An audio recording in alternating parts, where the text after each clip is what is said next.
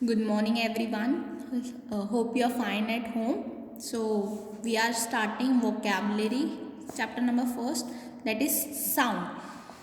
In your examination, one question is asked on sound. आपके examination में हमेशा एक क्वेश्चन साउंड के ऊपर आता है. 4 words are given in the question में 4 words दिए हुए होते हैं. In each of the given words, 1 or 2 vowels are underlined.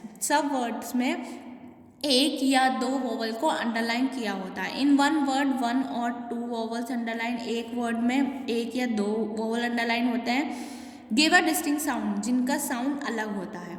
Different from the sound of the other given word, the distinct different sounding word is to be return answer.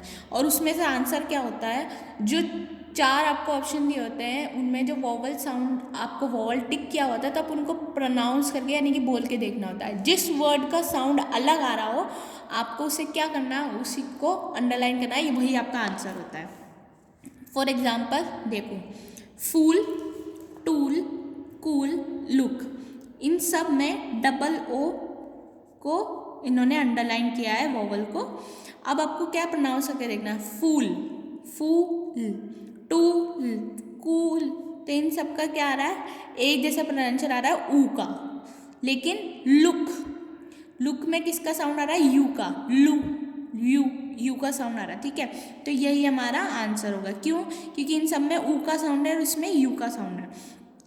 In above words the vowel double O in look has sound of U, यानी कि look में किसका sound है, लू, यानी कि you का sound आ रहा है.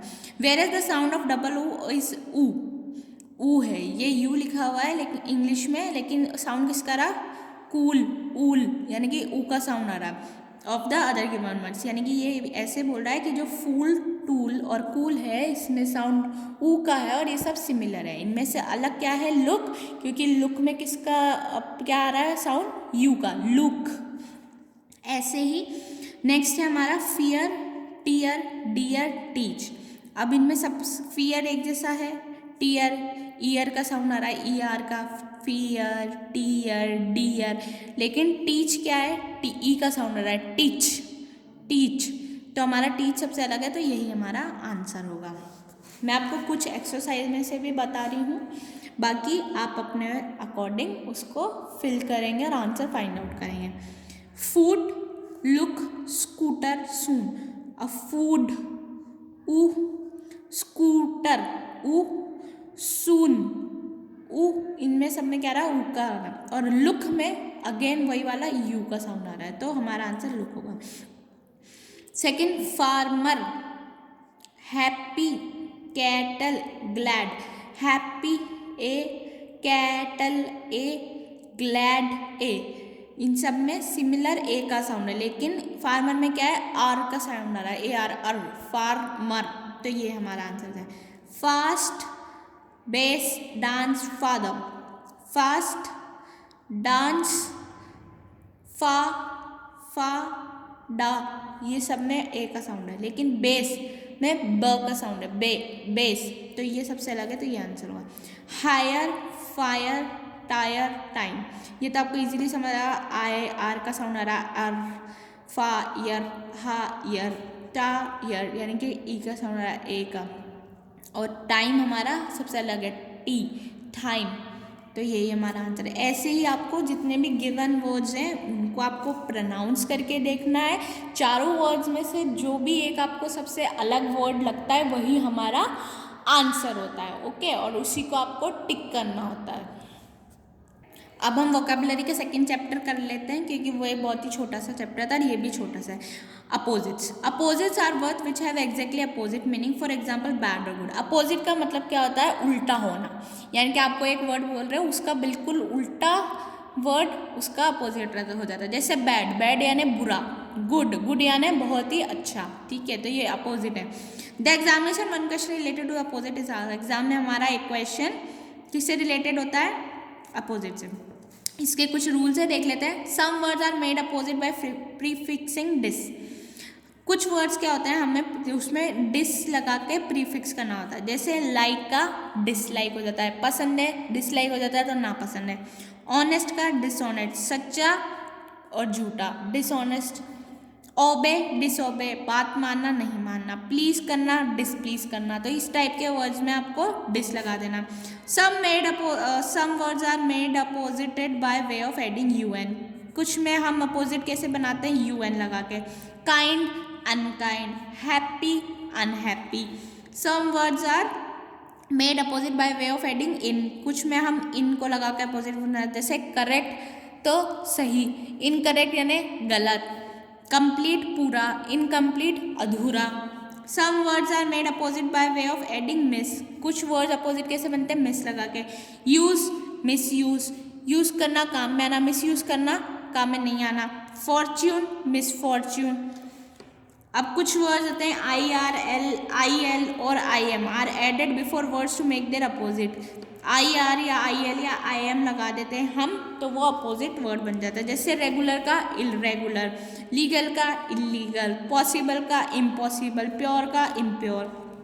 सम words are made opposite by way dropping ful और putting less in the place, या तो हम फुल लगाएं या हम लेस लगाएं तो उसका अपोजिट बन जाता है, जैसे यूजफुल तो यूजलेस, केयरफुल केयरलेस, ठीक है, यानी कि फुल को हटा के हम लेस लगा देते हैं तो वो उसका अपोजिट हो जाता है, जैसे यूज था यूजफुल काम में आने वाला, यूजलेस काम में नहीं आने वाला, केयरफुल जो ध्यान रखने वाला था, केयरलेस जो ध्यान नहीं रखता।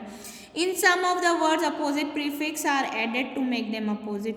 अब क्या होता है अपोजिट कैसे बनते हैं प्रीफिक्स, हम जब क्या ऐड करते हैं to make them opposite, out add कर देते हैं उसमें, ठीक है, इसमें लिखा नहीं है, जैसे इनसाइड अंदर, आउटसाइड बाहर, इनको हटा के हम आउट लगा रहे, इनडोर इंडोर हटा दिया आउटडोर लगा दिया, इनको हटा के आउट लगा दिया, इंडोर अंदर आउटडोर बाहर। Rule number 8, bye way of changing words completely. अब कुछ वर्ड्स होते हैं जो पूरी तरह से चेंज हो जाते हैं, कोई हमें इन या कुछ उसमें चेंज नहीं करना, डिस नहीं लगाना, नहीं लगाना, इन नहीं लगाना, डायरेक्टली आपको वर्ड ही चेंज हो जाता है, जैसे गुड का बैड, वीक का स्ट्रॉन्ग, तो ये इनका अपोजिट है। आपको मीनिंग भी पता होने चाहिए, इसलिए बोलते हैं कि वोकैबुलरीज पढ़नी चाहिए, रोज़ नए नए वर्ड्स पढ़ा करें आप लोग और लिखा करें। The following precautions should be kept in mind while constructing opposite। कुछ चीज़ें हमें ध्यान में रखनी चाहिए जब हम अपोजिट बना रहे हैं। The part of speech of the word should be retained that is the opposite of a noun should be also be a noun।